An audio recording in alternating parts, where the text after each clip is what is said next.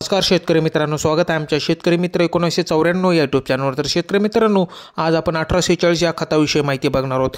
तर 1846 खत नायट्रोजन आणि फॉस्फरसचे मूल्य 1846 प्रतिकूल पर्यावरणीय घटकांना वनस्पतींचा प्रतिकार वाढवते आणि रोगांना वनस्पतींचा प्रतिकार देखील वाढवते। फॉस्फरसचे उच्च प्रमाण मूळ पिकांमध्ये आणि फळांमध्ये साखर जमा होण्यास हातभार लावते।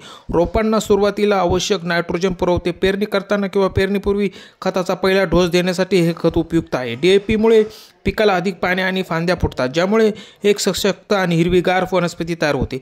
फॉस्फरसमुळे फुलांची संख्या वाढते आणि फळे आणि बियाणे यांचा चांगला विकास होतो। हे खत मातीमध्ये नायट्रोजन आणि फॉस्फरसचा पहिला डोस म्हणून वापरतात।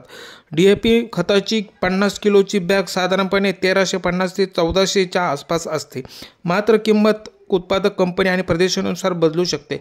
तर शेतकरी मित्रांनो, DAP हे खत शेंगा असलेल्या वनस्पतींमध्ये नायट्रोजन स्थिरीकरण अनुकूल करते। तर व्हिडिओ कसा वाटला? व्हिडिओ आवडल्यास लाईक करा।